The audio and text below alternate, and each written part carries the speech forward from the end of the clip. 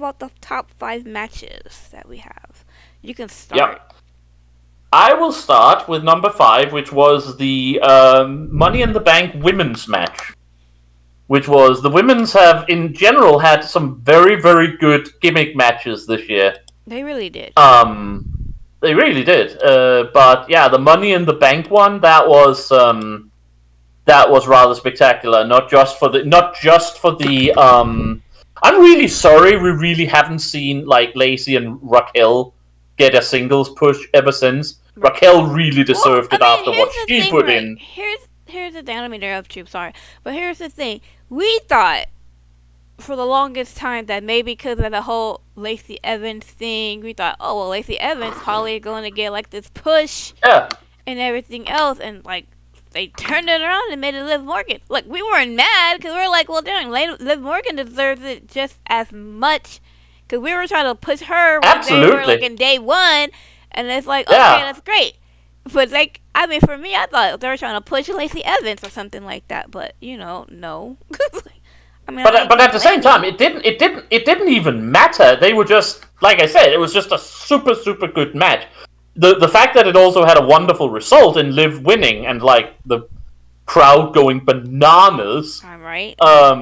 Was amazing, and then was just absolutely fine. But again, I'm just really sad. I know Shotzi got another title shot here as a holdover until they can find something else, probably to do with Ronda. Right. But I just her and Raquel just carried that match. I mean, there was so much. That match was just so good. There was so good. Like everything was just amazing about that match. And I mean, like I said, I'm happier for Liv, but I honestly thought they were going to like try to push Lacey. Yeah, I didn't think they would do it, but they did it, and you know, hooray! I mean, and then like later on that night, she freaking wins the belt. So it's like, oh, okay. Yeah. Again, it's like, yay! That was amazing. But yeah. And okay, Austin. I was super happy when Austin Theory got the money in the bank suitcase. It didn't end up super well for him, but I was again. It was just there was a lot of good things, but that women's match was just highlight of the evening and one of the highlights of the year.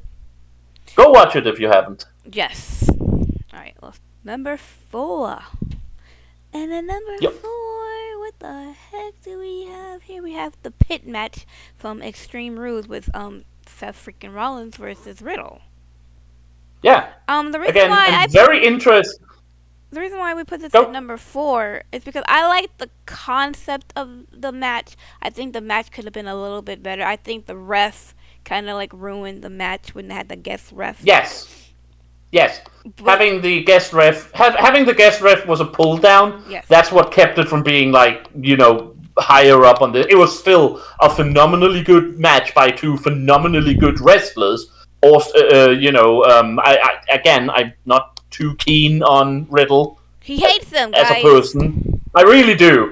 I loathe the man completely. But as in the ring, he really is just good. And Seth Rollins, as I've said many times before, might just be the best wrestler pound for pound the company has.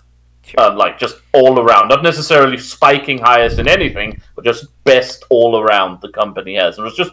The whole, again, as Toya says, the gimmick, the whole thing, it was just really good. Yeah, I mean the whole concept of the match itself was just amazing, and I could see like other wrestlers, and I could see this being used again in other situations, you know, maybe with. I could see this being used in situations where I was like, we should go to Hell in a Cell, but let's do one of these first, right? To build up like a Hell in a Cell feud, and that can absolutely work for me. I know Riddle invented this match, so if nothing else, he gets my as much as I hate him, he gets my respect for that. Yay! But you're right. Without that previous MMA fighter there, or the guest MMA fighter referee, it would have been a much better match. Like I said, guys, this was like I think we gave this match like 4 stars in our results. Yeah, I think so. It was still a good match. We could. Oh, absolutely. I feel like it just could have been better. I feel like the referee could have been better. It was like he was just too like ugh. Yeah, exactly. He But I mean, he like I played said, the concept of the match was amazing.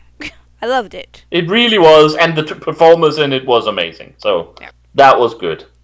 Well, let's move on to number 3, and we'll stay in Extreme Rules because the pit match was not the best match from that pay-per-view. That was the good old-fashioned Donnybrook match between Imperium and the Brawling Brutes. So good. Like, talk about this was the first match in Extreme Rules, and you wanted to talk about having your heart just bump out of your chest. Yeah. Kind of match. This is how you start. I mean, you could say the same about the Money in the Bank women's match, which was also the first match on the card. Yeah. This is how you start a pay-per-view. This is how you get the crowd to go insane. I mean, and just be ready for everything. It was just I also enjoyed it because everyone had their little moments where they can have their moments to shine and everything else. And it was just like my favorite moment when they're all lining up against each other and they're just like facing it was each so other. funny. It was so funny. It was like, what the hell? It was so great. It was so stupid. It was so stupid. It got awesome again. I freaking loved it. It was awesome. I mean, if you remember, if you haven't heard, or if you haven't listened to the podcast or the result show from Extreme Rules, go listen to us or watch us just fanboy, fangirl, fan whatever we did, fan mark over that Donnybrook match. It was so bloody good and just fun, and it really shows just what those two factions can do. Yes. Honestly, I know none of the titles are available for obvious reasons, but could you imagine like a title match feud between Gunther and Sheamus? I mean, it was just it was amazing. Anyway, number 3, the good old fashioned Donnybrook match from Extreme Rules. Let's go to number 2. 2. Yep. All right, we got. I mean, what? No. Oh. No, nothing. We got the Women's War Games in Survivor Series. Yeah. Which is... And considering how fun we were of the Donnybrook match, that we placed anything over that should prove just how, awesome that was. And again, it was recent, so you can go listen to us, rant and rave over that one, because, again, it was just... They really have a thing about starting out the show very, very good these days, don't they? I mean, they have understood how to, throw the first match in. Yeah, I think so. It was just... Everything about that was just... Yeah, it was the perfect War Game match. That is how a War Game match should be. It had a return, so to speak. Well, I mean... Becky, I mean, it's not like Becky had been out for years and years and years. But it had a return. It had an amazing match. It had amazing everything, and it just worked. I mean, and once again, everyone had their moment to shine. Yeah. To do their another good thing with the War Games match, by the way, they usually do. Yeah. And there were some amazing spots, and just everything just worked about it. I mean, I enjoyed it. It was great. Yeah. We talked about at the time there was very few sort of super spots. There were a couple of fun ones. Again, Bianca being trapped between the two rings by a table was something I'd never seen before in a War Games match, so that was fun.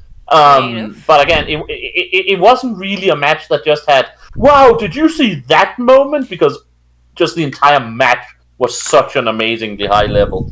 Exactly, I agree. Yeah. Number 1, go.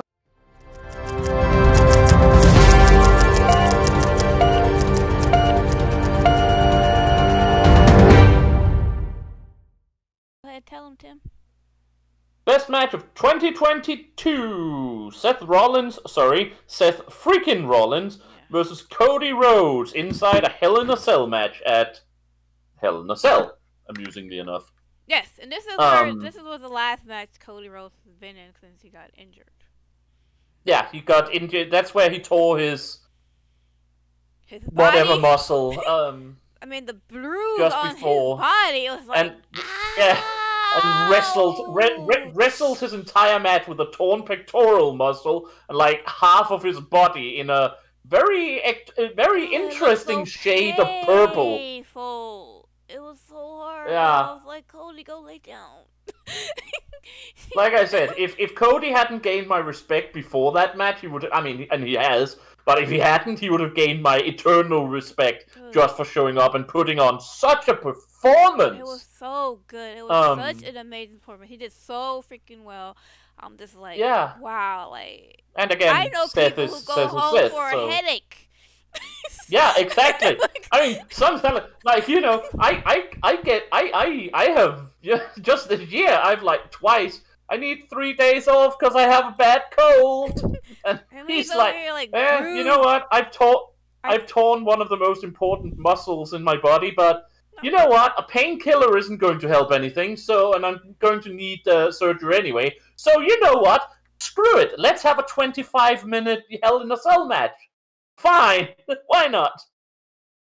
Exactly. It's just oh god. I can't rant enough about how good that match was and just how amazing both performers was in it.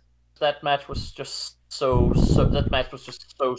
good. I don't really know what else to say. If you haven't seen Cody Rhodes versus Seth Rollins, you need to go see it. I mean, it's the bruise. It's a great match. Yeah, it's a great. It was also a great match considering the first match that they had, where it was like, well, he was going to wrestle at WrestleMania, and I enjoyed that match, but the match was kind of like I didn't think they were like getting used to each other yet.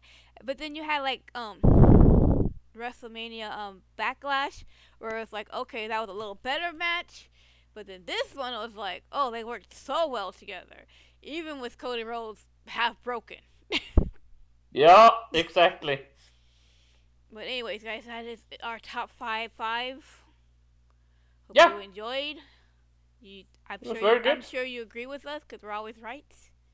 You have to agree with us because I mean, what else would you do? Seriously, it's very confusing. I just like get it. Since everything we say is always right. It's very simple. Never wrong. Always.